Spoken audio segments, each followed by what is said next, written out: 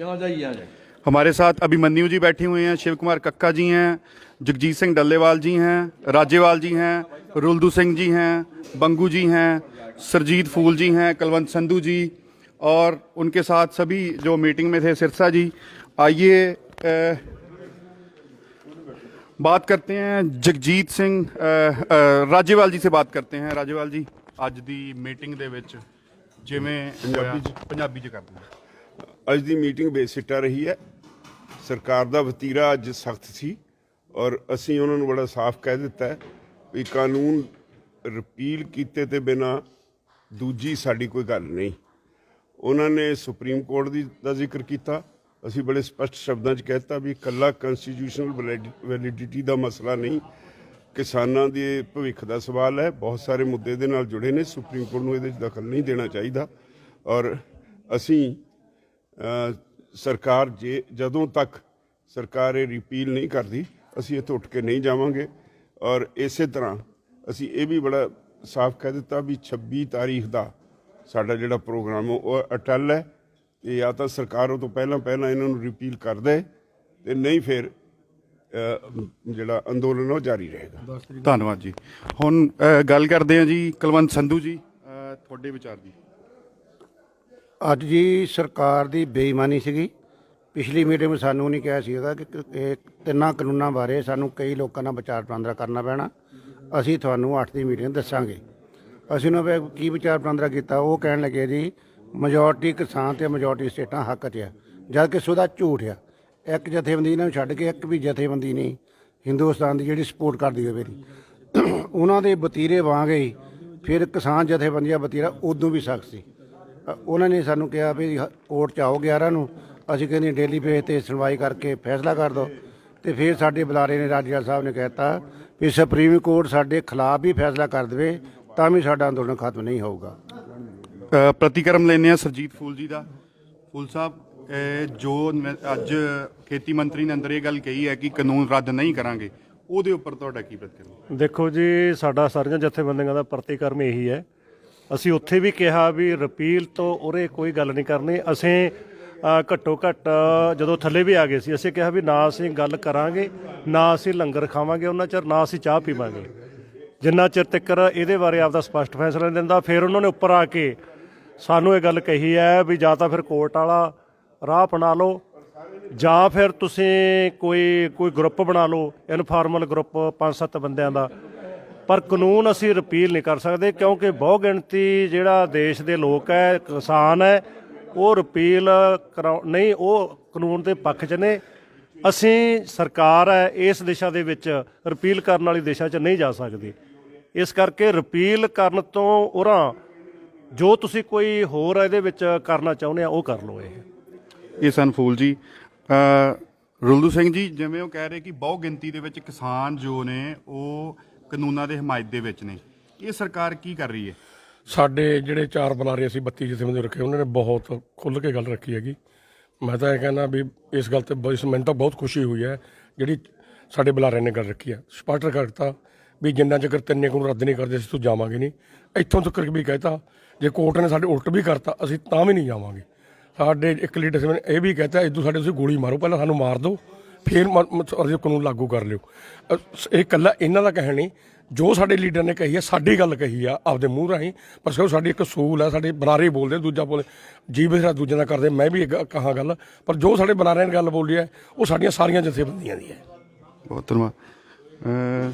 ਭੰਗੂ ਸਾਹਿਬ, ਤੁਹਾਡਾ ਇਹ supreme court ਵਾਲੇ ਮੈਟਰ ਤੇ ਜੋ ਗੱਲ ਉਹਨਾਂ ਕੀਤੀ ਹੈ ਉਹਦੇ ਪ੍ਰਤੀ ਕੀ ਪ੍ਰਤੀਕਰਮ ਹੈ ਜੀ?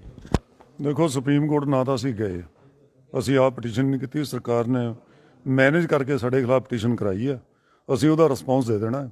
ਸੁਪਰੀਮ ਕੋਰਟ ਕੀ ਫੈਸਲਾ ਕਰਦੀ ਹੈ ਨਹੀਂ ਕਰਦੀ ਹੈ, ਫਿਲਹਾਲ ਸਾਡਾ ਉਹਦੇ ਨਾਲ ਕੋਈ ਸਰਕਾਰ ਨਹੀਂ ਹੈ। ਐਜੀਟੇਸ਼ਨ ਚੱਲਦੀ ਹੈ, ਸਰਕਾਰ ਦਾ ਰੁਖ ਬੜਾ ਸਖਤ ਹੈ। ਜਿੰਨਾ ਸਰਕਾਰ ਦਾ ਰੁਖ ਸਖਤ ਹੈ ਉਸ ਤੋਂ ਜ਼ਿਆਦਾ ਸਾਡਾ ਸਖਤ ਹੈ।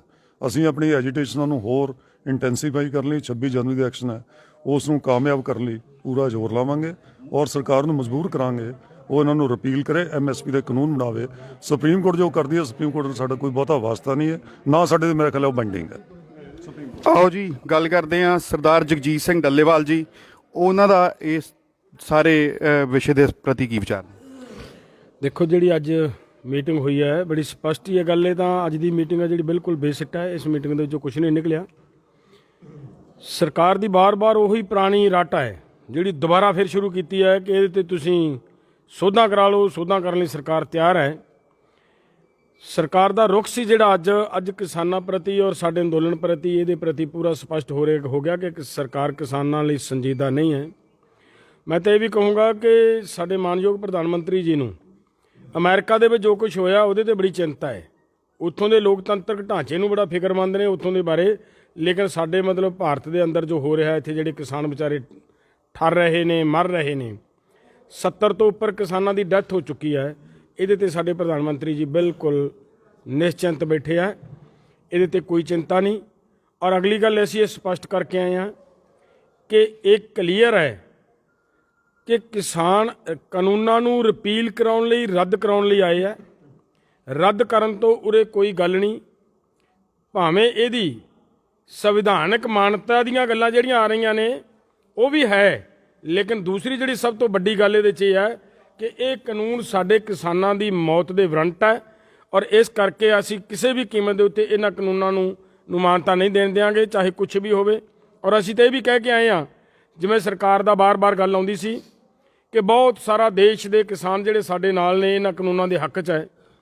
ਅਸੀਂ ਤਾਂ ਕਲੀਅਰ ਕੱਟ ਇਹ ਵੀ ਕਿਹਾ ਕਿ ਆਹ ਜਿਹੜੇ ਬੈਠੇ ਨੇ ਇਹ ਤੁਹਾਨੂੰ ਸ਼ਾਇਦ ਅੱਤਵਾਦੀ ਲੱਗਦੇ ਹੋਣ, ਇਹ ਸ਼ਾਇਦ ਤੁਹਾਨੂੰ ਠੀਕ ਨਾ ਲੱਗਦੇ ਹੋਣ, ਕਿਸਾਨ ਤੁਹਾਨੂੰ ਤੁਹਾਡੇ ਵਿਰੋਧੀ ਦਿਸਦੇ ਹੋਣ, ਇਹਨਾਂ ਦੇ ਉੱਤੇ ਗੋਲੀਆਂ ਮਾਰ ਲਓ, ਇਹਨਾਂ ਨੂੰ ਗੋਲੀਆਂ ਮਾਰ ਕੇ ਇਹਨਾਂ ਨੂੰ ਖਤਮ ਕਰ ਲਓ ਤੇ ਉਹਨਾਂ ਨੂੰ ਰੱਖ ਲਓ ਜੇ ਤੁਹਾਨੂੰ ਉਹ ਤੁਹਾਡੇ ਪੱਖ ਦੇ ਲੱਗਦੇ ਨੇ। ਪਰ ਕਿਸਾਨ ਜਾਣਗੇ ਨਹੀਂ, ਕਿਸਾਨਾਂ ਦਾ ਅੰਦੋਲਨ ਜਾਰੀ ਰਹੇਗਾ।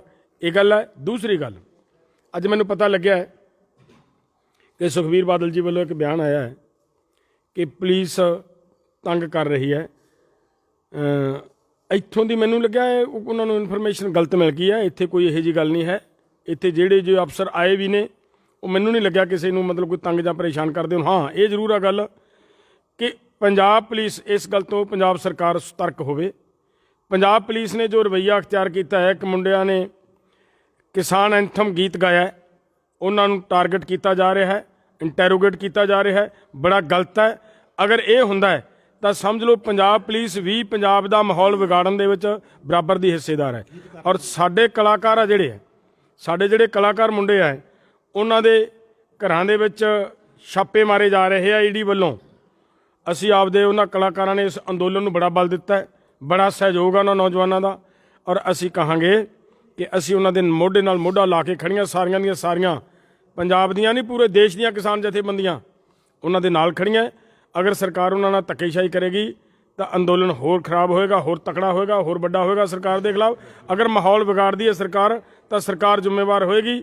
ਕਿਸਾਨਾਂ ਦਾ ਕੋਈ ਦੋਸ਼ ਨਹੀਂ ਹੋਗਾ ਇਹਦੇ ਵਿੱਚ। ਇਹ ਗੱਲ ਤੇ ਸਰਕਾਰ ਸਤਰਕ होवे।